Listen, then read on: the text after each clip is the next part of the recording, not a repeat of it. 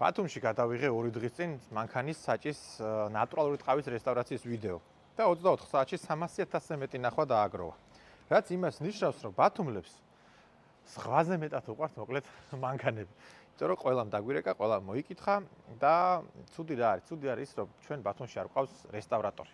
ამ ყველაფერს ვაკეთებ მე და მე ამისთვის არ ვცალია, იმიტომ რომ ბათუმში ძალიან დიდი სივრცე ვიყიდე.